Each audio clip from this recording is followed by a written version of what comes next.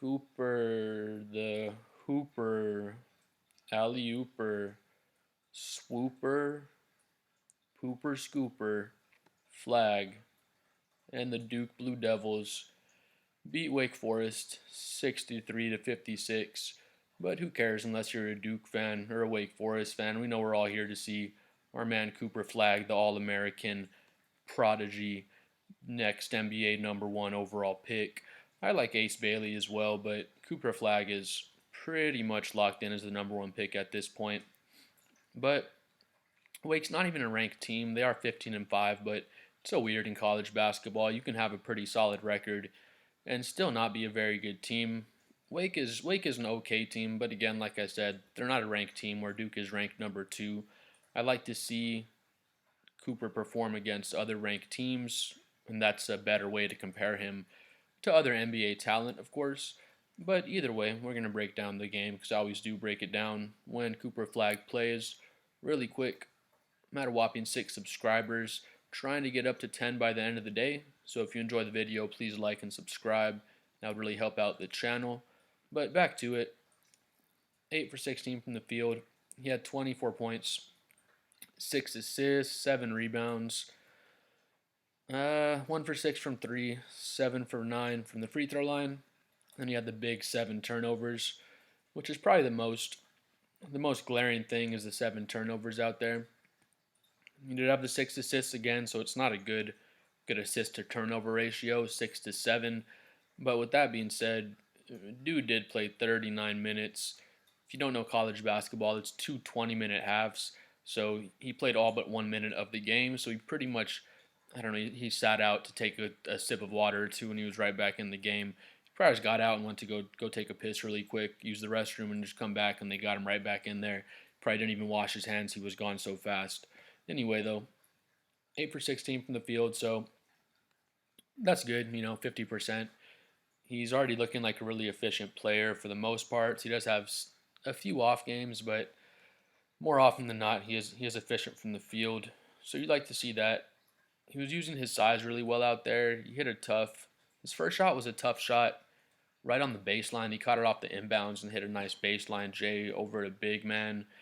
He had another play where he dunks on this dude and he's hanging on the rim and he was grabbing on his nuts. So I'd love to see that, really asserting himself out there, showing these guys, these Wake Forest guys, who the alpha male is out there. So we'd love to see that from Cooper the Hooper, Pooper, Scooper, Swooper, Flag. And 1 for 6 from 3 as well. If you see that, we don't expect him to be a knockdown. I don't want to say that. I do expect him to be a knockdown 3-point shooter in the NBA, but he's not going to be a freaking Ray Allen, Steph Curry, or some kind of sharp shooter. He has good mechanics. He has a good shot. So, I do expect him to be a good 3-point shooter. But again, he's going to be developing that as he gets older and as he gets a few years in the NBA. 7 from 9 from the free throw line, though. So again, like I said, he has good mechanics, and he already has a solid 3-point shot. But again, once he makes it to the NBA level this year, once he gets drafted, then I feel like his size and his strength is really going to help him out. As a rookie, he's already going to be NBA ready for his body. He has great defensive instincts as well. Just the one block this game, no steals, but that doesn't reflect his numbers don't reflect his impact. If you watch the game, he just impacts the game all over the place. He can fight through screens. He can switch everything. He can protect the rim. He can get into passing lanes. He can pretty much do it all defensively. He can really guard at least 1 through 4. I wouldn't say 1 through 5. I don't think he can guard, the bigger power centers. He's not going to guard a Jokic one-on-one or like an Embiid or guys like that. But 1 through 4, he can switch pretty much all the positions 1 through 4 for the most part. But yeah, the 7 turnovers, back to what I was saying earlier, 6 assists to 7 turnovers. So it's not a good ratio. Again, like I said, bro played 39 minutes. But if you look at the rest of his teammates, Kneppel had 3 assists. He's the other not number 1, but first round draft prospect on Duke. He's probably going to go this year as well into the draft and go in the first round. But anyway, the 6 assists for Flagg. But then you go through the rest of his teammates. 3 assists for Kneppel, two for Proctor, two for James, one for Foster, and then that was it. They had 14 assists as a team, and Cooper had six of them, so he had nearly half the team's assists.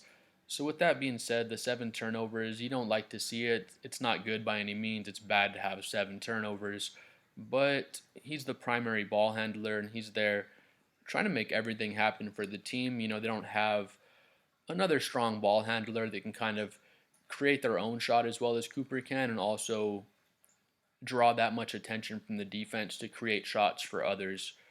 But yeah, I mean he played a good overall game like he pretty much always does. Yeah, and that's crazy. The 39 minutes, so he was out there for the entire game, just sat out to take a sip of water. Like I was saying, the 1 for 6 from three, it's not good again, but it's not something I'm worried about. Like I said, he's not going to come in to be a sharpshooter in the NBA. 7 rebounds, 6 assists. I can see him doing that in the NBA already, coming in and putting up those kind of numbers on rebounds and assists.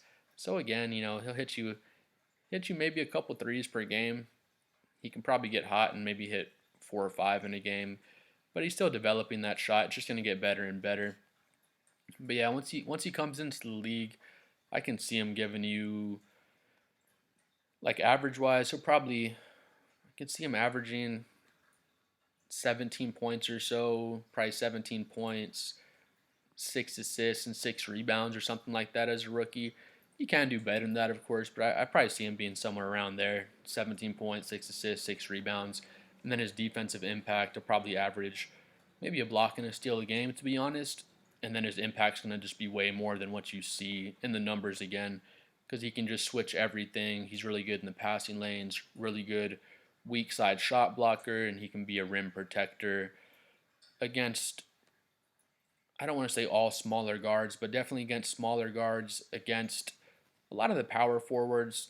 Some of the more athletic guys in the NBA will come in and dunk on him. I'm sure he will get dunked on, but all the great shot blockers do. And I do see him coming in and being a very good rim protector, like a Draymond Green style rim protector on steroids. Though, if y'all remember Draymond when he was on the Warriors in the championship years, he would do a lot of good rim protecting for his size.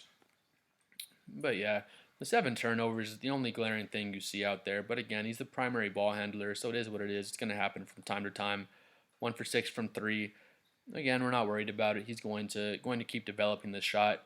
39 minutes is impressive. I don't know if he's normally playing almost 40 minutes per game.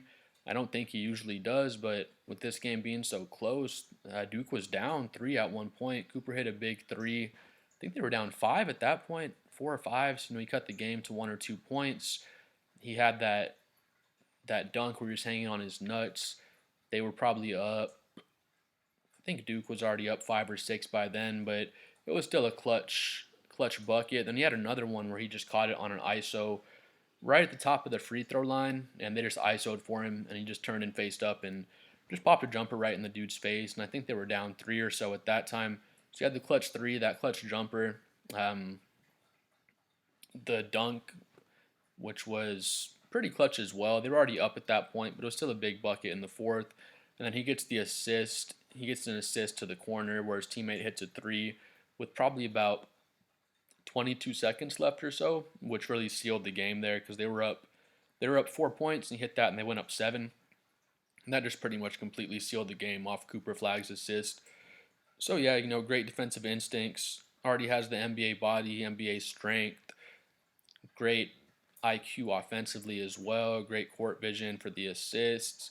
Like I said, I can see him coming in and averaging 6 or 7 rebounds, 5 or 6 assists already as a rookie, just with his size, his frame, his court vision. And then, yeah, like I said, I could see him averaging 17 or so points as a rookie, just coming in just off of his physical gifts, and then just how good he is at basketball. I mean, he has the great shot. He's an all-around player. He was finishing really strong at the rim against Wake Forest as well. And I see him finishing strong at the rim in the NBA as well. Of course, it's better rim protectors and shot blockers in the NBA, but you see him finishing pretty easy over 7-footers, and he plays really strong through contact as well already. But yeah, if you watch the video, please comment below and let me know what you think about Cooper Flagg's game and just about how you think he's going to look overall as an NBA prospect. And if you enjoyed the video, please like and subscribe as well. And we'll see you guys next time.